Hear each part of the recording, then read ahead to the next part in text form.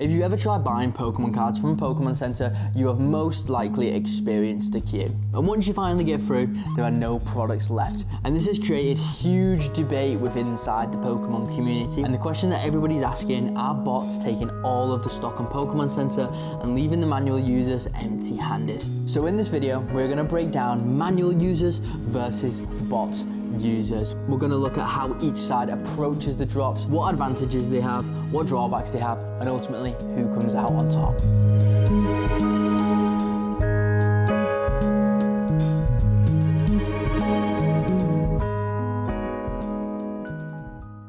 Before comparing humans and bots, we first need to understand how a Pokemon Center drop works. Pokemon Center uses a queue system for their incredibly high demanded drops, and this queue is a first in, first out queue. That means that the earlier you are in the queue, the earlier you get out of the queue and into the website where you can actually purchase products. If you join the queue late, the product has a high chance of selling out, and this makes timing incredibly important. It's not just about speed, it's about when you join the queue and how you join it. Pokemon Center drops are chaotic for one reason. Nobody knows when the queue will go live. The Pokemon Center queues usually go live between Monday and Thursday between 3 p.m. UTC and 7 p.m. UTC. But with that said, you still do not know when the queue will go live. So now that we understand how the Pokemon Center drop works, let's take a look at how manual users approach a Pokemon Center drop. There are many different leagues of manual users. The bottom of the barrel when it comes to manual users is the people who don't even know how to find out when a Pokemon Center queue is going live. Some people are sitting on the website refreshing. Some people are using Twitter accounts, Discord services like CCN to find out when the queues go live. But most users are so out of the loop when it comes to Pokemon Center,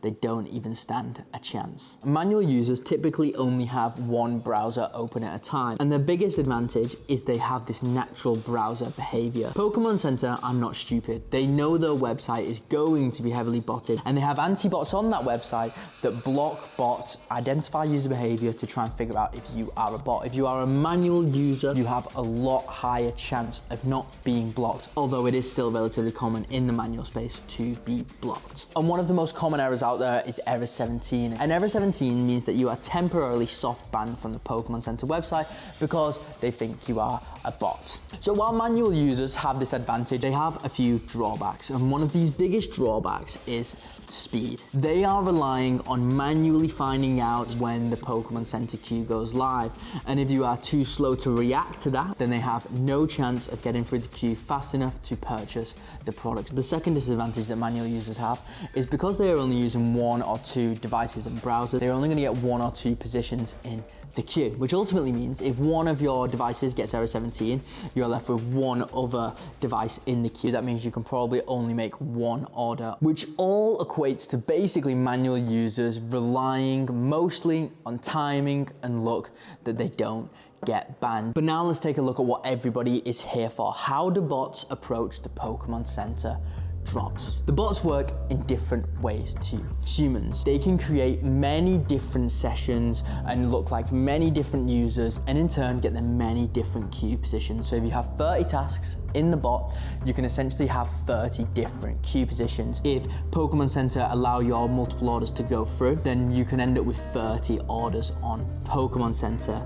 And for a human to do that, they would need 30 different devices. The bots also have another crazy advantage, which is speed. The bots themselves can monitor for when the Pokemon Center queue goes live, and as soon as the queue goes live, your bot can immediately start up and start queuing up all of your 30 tasks, let's say, in the queue on Pokemon Center, while a manual user might be chatting to a friend or in a meeting at work and they don't see that the queue has gone live, then they end up getting in the queue late. And while the bots can queue automatically for users, they come with some drawbacks. Bots require time and effort to set up, they require understanding of how the bots work, and they also cost money to start up. And one of the best bots out there at the moment for botting Pokemon Center is a bot called Stellar AIO.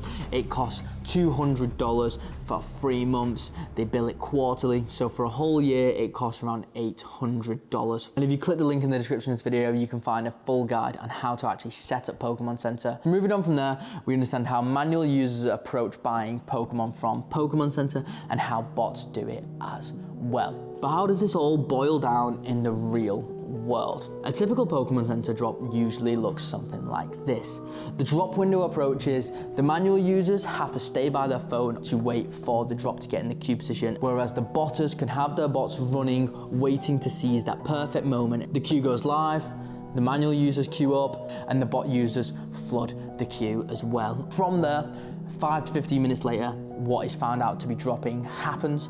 The bot users update their bots and buy the products that the bot user wants. The manual users, they are also ready to go and search for that specific product. Everyone flocks in, the stock goes down like no tomorrow. The bot users might have 50 tasks all ready to get out the queue at the perfect moment and start processing 50 orders at once, but the manual user gets out the queue and can still only get one order. Ultimately, at the end of the day, the fundamentals between manual users and botters are very similar. It's about speed, timing, getting in the queue at that perfect moment and not being banned. The difference between the manual users who have it figured out and the botting users who haven't figured out is the manual users might be getting 2 or 3 orders at absolute max, but the botting users who've got it figured out might be getting 10, 20, 30 orders on one Pokemon Center drop, building their collections, getting tons of Pokemon at retail price, and ultimately, if you have the know-how, if you have the time, the effort, and the capability to do 10 orders on one Pokemon Center drop,